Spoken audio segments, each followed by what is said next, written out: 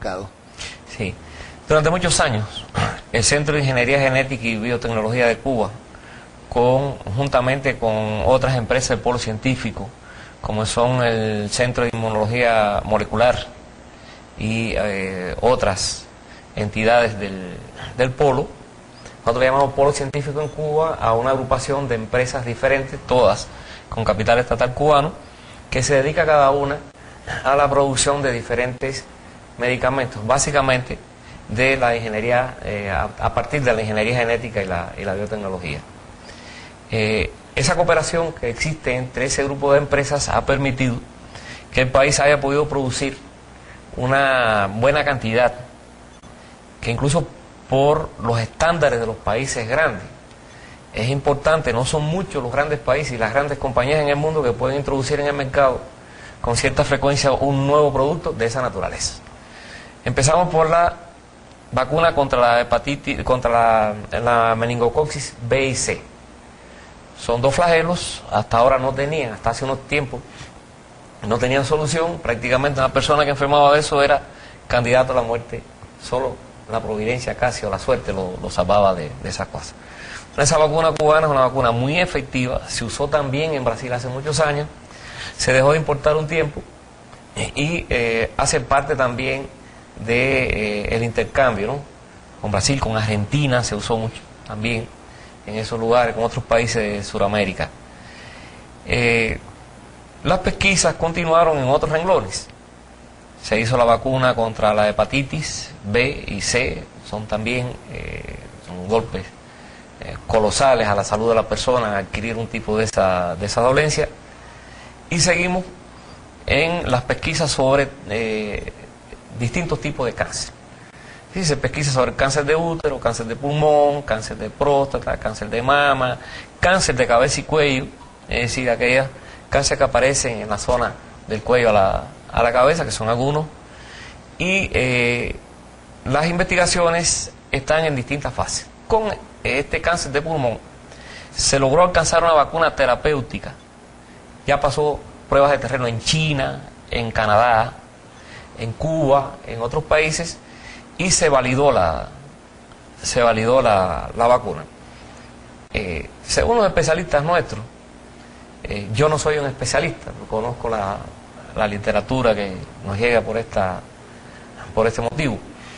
Esa vacuna tiene también aplicación en cáncer en otras partes blandas, otros órganos blandos en el organismo, ¿no?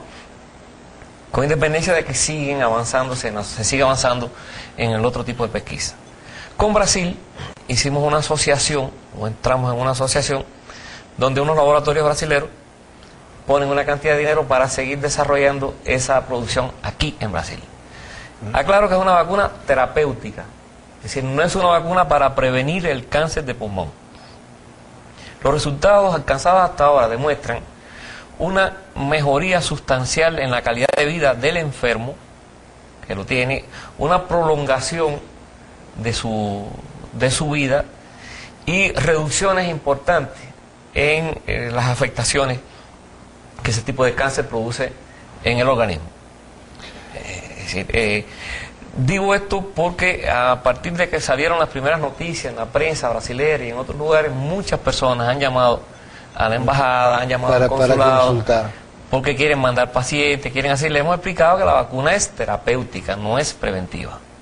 Otra cosa, con la caída de los registros mundial de los grandes laboratorios, de las patentes, ¿fue beneficiente para la industria, para los laboratorios cubanos? Mira, para Cuba, hacer relaciones con los otros países. Mira, Miguel, ahí retornamos al punto de la dimensión de Cuba. La dimensión de Cuba, por una parte, por sí misma, y la limitación de sus recursos ya es un problema.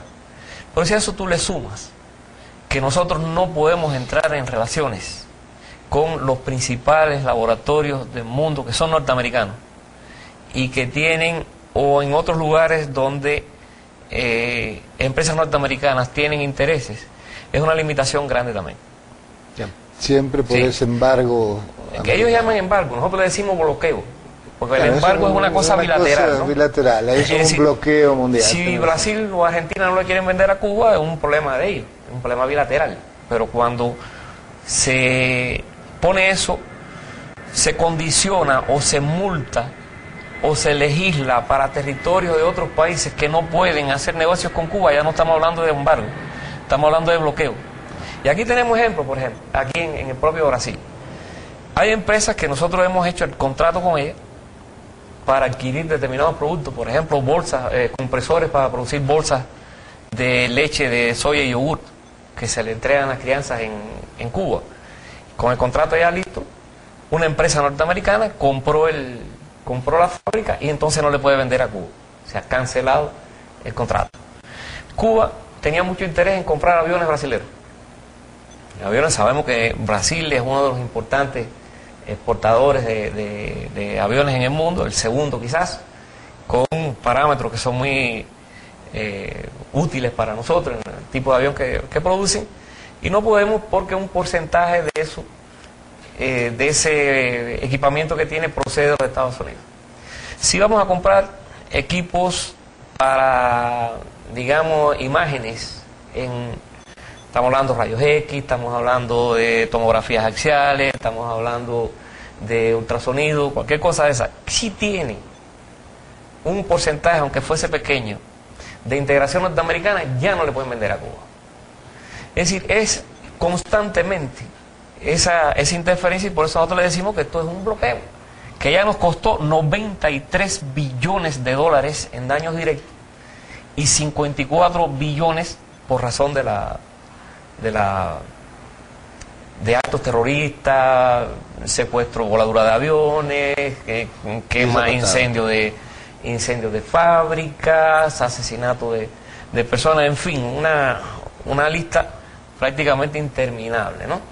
Estamos hablando, y si tú comparas, dice son 150 billones más o menos.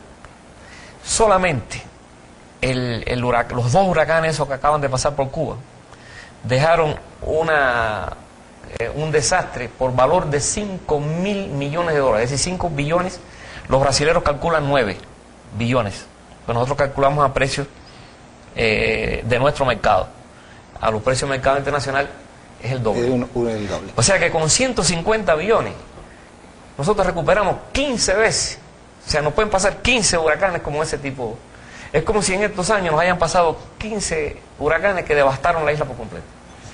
Señor cónsul, vamos a hacer una pausa sí, y volvemos dentro de algunos minutos con sala de reunión de la Cámara de Comercio del Mercosur.